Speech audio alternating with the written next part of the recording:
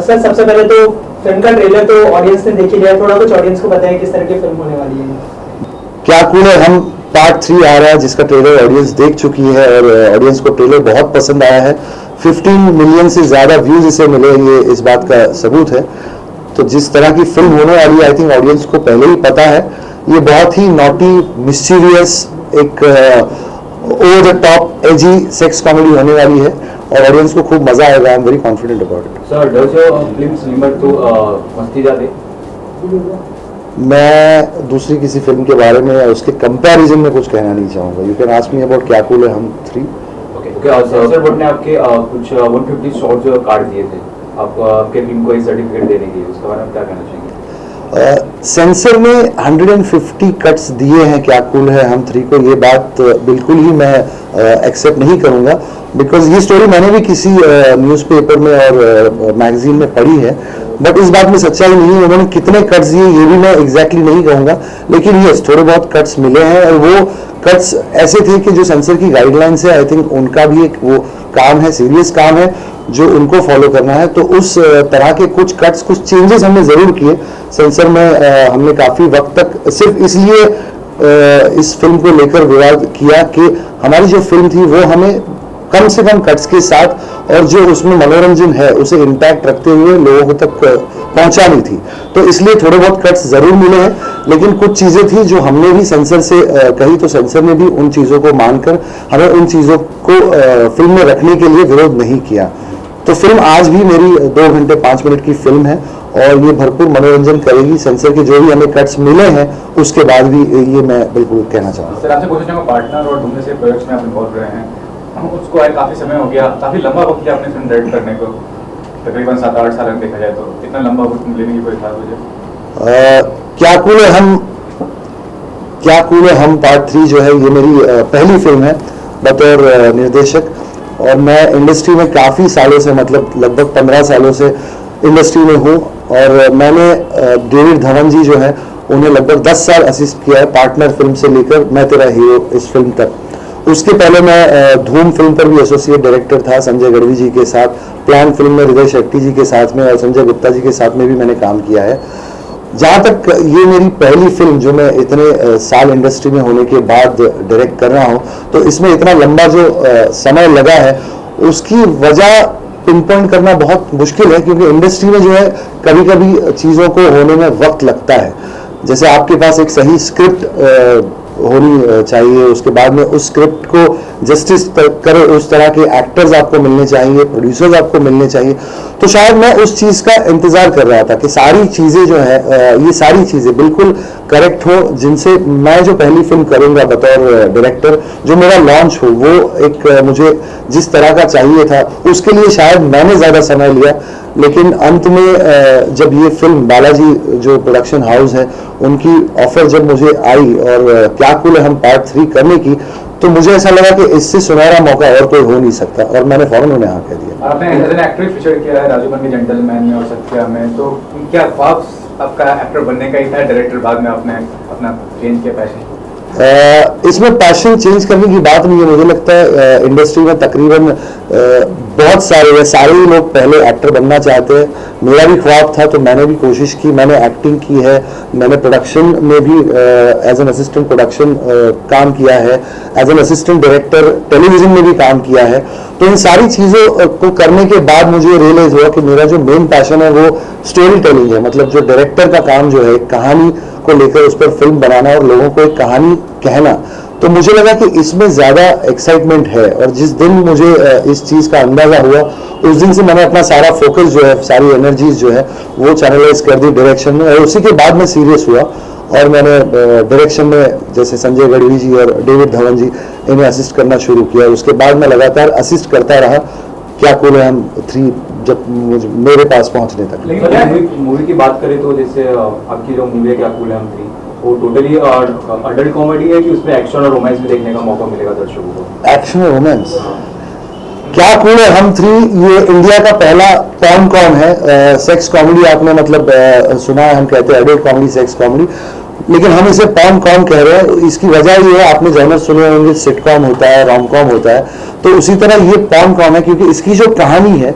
ये कहानी बेस्ड, जो मेरे जो दोनों हीरोज हैं वो पॉर्न इंडस्ट्री में काम करते हैं, और इस पॉर्न इंडस्ट्री में वो जो है बॉलीवुड की अलग अलग जो बड़ी बड़ी फिल्में हैं उनके स्पूफ्स करते हैं, उनको ट्विस्ट करके उनके डायलॉग्स, हमने उनको नॉटी किया है, सेक्सी किया है, डबल मीनिंग उसमें डायलॉग्स हैं, वो करके ये उसकी छोटी छोटी फिल्में बनाते हैं।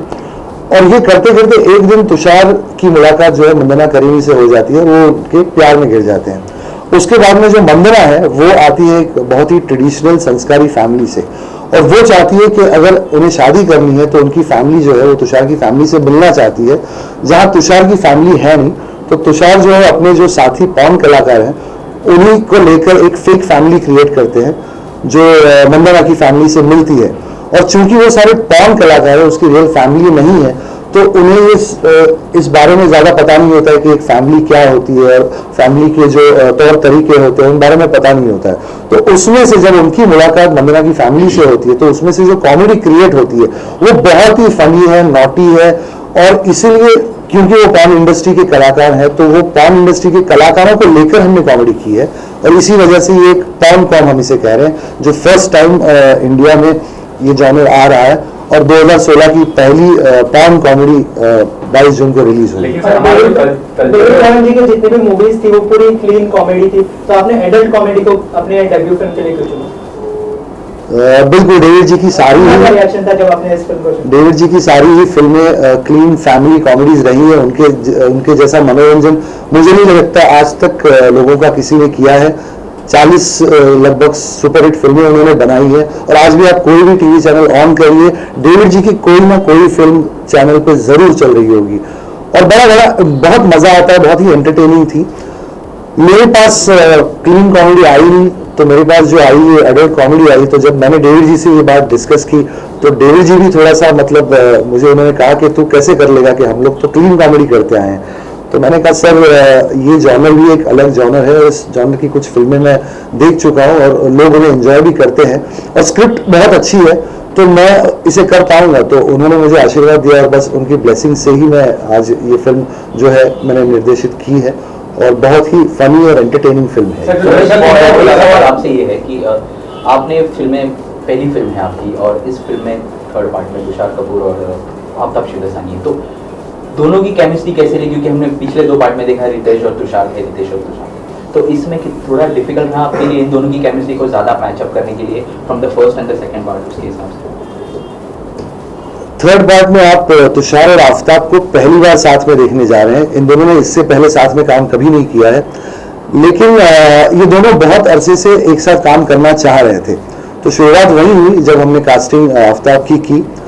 और आप अगर देखेंगे तो तुषार ने अपना जो गोलमाल है, गोलमाल की पूरी सीरीज और क्या कूल है हम के दोनों पार्ट्स, इनमें इतनी बेहतरीन कॉमेडी की है। मेरे ख्याल से तुषार एक बेहतरीन comedy actors, he is a versatile actor, he is actually allrounder, he is a very good actor. तो उनकी कॉमिक टाइमिंग बहुत ही बढ़िया है। और उसके अलावा आफ्ताब को अगर आप लेंगे तो आफ्ताब ने भी मस्ती सीरीज में काम किया हुआ है। उसके अलावा भी उनकी हंगामा, प्रियदर्शन जी की लव के लिए कुछ भी करेगा, इन फिल्मों में मैंने उनका काम देखा हुआ है। वो बहुत ही बेहतरीन एक्टर हैं।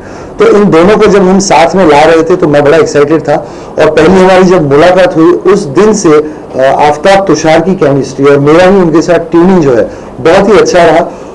उन्होंने फिल्म पढ़ी, उन्हें बहुत मजा आया, और उसके बाद में हमने कुछ वर्कशॉप्स भी किए। जैसे ये सेक्स कॉमेडी है तो आप सोचेंगे ये वर्कशॉप इसमें कहाँ से आ गया, बड़ी सीरियस चीज़ है, because comedy is a very serious business, और इसमें कुछ नए कलाकार भी हैं और पॉर्न कॉमेडी है। तो इस वजह से to get into the character हमने सारे एक्टर्स के साथ में लगभग 1 महीना वर्कशॉप्स किए, और उसी दौरान जो ट्यूनिंग, जो केमिस्ट्री उनकी हो गई थी, उसके बाद सेट पर मुझे कभी ऐसा लगा नहीं कि कुछ और कुछ करने की जरूरत है। मतलब everything just fail into place, और सबकी केमिस्ट्री पहले दिन से बहुत ही बढ़िया रही। उनको सेंसर से बहुत से इश्यूज आते हैं, इस फिल्म को भी आए हैं, तो what will be as a director of the first film, आपका क्या टेक होगा इस तरह के जब इश्यूज आते हैं?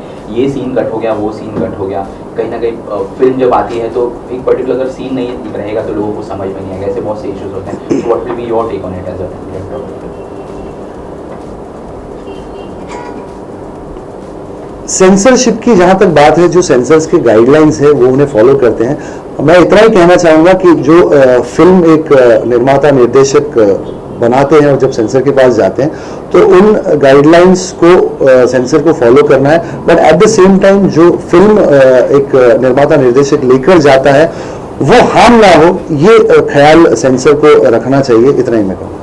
सर फोन की बात करें तो सनी लियोन जी आपके आइटम मूवी में नहीं दिख रही है, ना आइटम नंबर में, ना किसी सीन में, छोटे सीन भी नहीं दिखाई दे रही, बता सकते हो इसकी क्या वजह है? ये क्या सवाल है?